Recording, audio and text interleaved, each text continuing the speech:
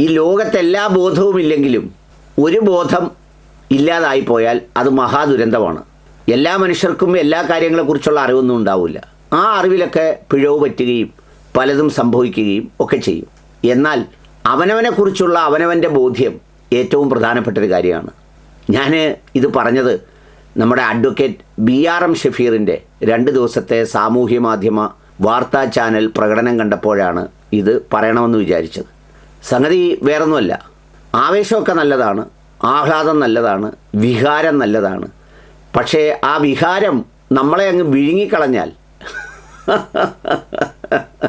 പിന്നെ ആ വികാരം കൊണ്ട് ആളുകൾക്ക് ഒരു വിലയുമില്ലാതാവുകയും സ്വയം ഉളിപ്പ് തോന്നുകയും ചെയ്യേണ്ട ഒരു സാഹചര്യം ഉണ്ടാകേണ്ടത് വളരെ ആവശ്യമാണ്. BRM ഷഫീർ വളരെ തീപ്പൊരി പ്രസംഗങ്ങളിലൂടെയൊക്കെ കയറി വന്ന ഒരാളാണ്. അദ്ദേഹം ഒരു തവണ വർക്കലയിൽ മത്സരിക്കുകയും ഒക്കെ ചെയ്തു. പക്ഷേ ആ ഒരു തവണ മത്സരിച്ചതിന് ശേഷം പിന്നീട് അദ്ദേഹത്തിന് ആ മണ്ഡലത്തിൽ ഒരു സ്റ്റേക്ക് നിലനിർത്താനോ അല്ലെങ്കിൽ ആ ഒരു ക്ലൗട്ട് മുന്നോട്ട് കൊണ്ടുപോകാനോ ഒന്നും കഴിഞ്ഞില്ല. ഏതായാലും ഇത്തവണ മത്സരിച്ചത് മറ്റൊരാളാണ്. ഇപ്പോൾ അതെല്ലാം കഴിഞ്ഞ് ഗവൺമെൻറ് അധികാരത്തിൽ വന്നപ്പോഴത്തേക്ക് ഭയങ്കരമായ ഒരു പ്രസംഗം ഈ വേദിയിൽ വെച്ച് അങ്ങ് ചെയ്തു. അദ്ദേഹത്തിൻ്റെ ഭാര്യയുടെ സഹോദരി ട്രാൻസ്ഫർ ചോദിച്ചപ്പോൾ ഞാൻ ചെയ്യത്തില്ല എന്ന് പറഞ്ഞു. എൻ്റെ ഷഫീർ വക്കീലെ, ഈ ആർക്കും കൊള്ളാത്ത ഉപയോഗശൂന്യമായ കോണകം പോലെയുള്ള ചില ആദർശങ്ങൾ അതൊന്നും ഇപ്പോൾ ഒരു വിലയുള്ള കാലമല്ല. അതിലൊന്നും യാതൊരു അർത്ഥവുമില്ല, അതിലൊന്നും ഒരു വിലയുമില്ല. ഇനി അത് മാത്രമല്ല, അത്രമേൽ ആദർശത്തോടൊക്കെ അടിക്കുമ്പോൾ ഈ അടിക്കുന്നവരുടെ അഭിമാനവും അല്ലെങ്കിൽ നമ്മളെക്കുറിച്ചുള്ളൊരു ബോധ്യവും നമ്മുടെ ചുറ്റുപാടുകളെക്കുറിച്ചുള്ള ഒരു ചിന്തയും ഒക്കെ ഉണ്ടാകുന്നതിനാണ് ഈ ബോധമുണ്ടാവുക എന്ന് പറയുന്ന ചെറിയ വാക്കുകളിൽ പറയുന്നത്. അത് പറഞ്ഞപ്പോഴേ എനിക്ക് തോന്നി എന്താണെന്നറിയാമോ, ആദർശവും അല്ലെങ്കിൽ മൂല്യവും മറ്റൊന്നുമില്ല, ഒരു വെളിവുമില്ലാത്ത ഒരാളിൻ്റെ, നാടൻ ഭാഷയിൽ പറഞ്ഞാൽ സ്വന്തം കുണ്ടിക്ക് വെടിവെക്കുന്ന ഒരു മനോഹരമായ കാഴ്ചയായിട്ടാണ് എനിക്കത് തോന്നിയത്. ഏതായാലും അതുപോലെ തന്നെ സംഭവിച്ചു എന്ന് മാത്രമല്ല, അടുത്ത ദിവസം മറ്റൊരു ചാനലിന് മുന്നിൽ അത് കേട്ടോളൂ. നമ്മളെ സമ്മേളനം പുരോഗമിച്ചോണ്ടിരിക്കും. നിങ്ങൾ പുറത്ത് ഇങ്ങനെ കറങ്ങി നടന്നു. ഇനിയുള്ള കാലം നിങ്ങളുടേതാണ്.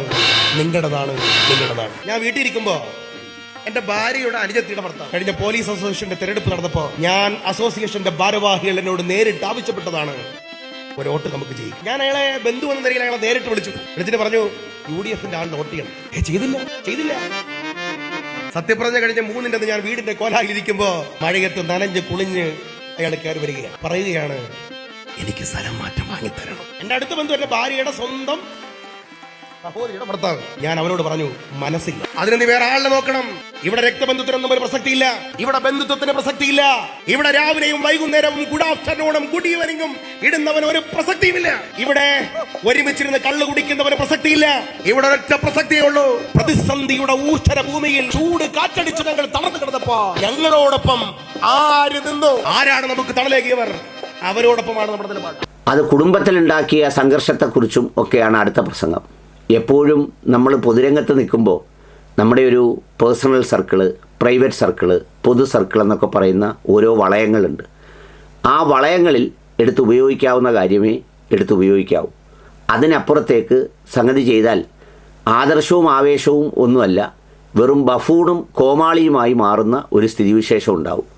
താങ്കളെപ്പോലെ അഭിഭാഷകനായ ഈ പറഞ്ഞ ആത്മാർത്ഥതയുള്ള ഒരു നിഷ്കളങ്കനായ പൊതുപ്രവർത്തകൻ അങ്ങനെ ഒരു കോമാളിയാകുന്നത് ഇഷ്ടമല്ലാത്തത് കൊണ്ടാണ് പറയുന്നത്.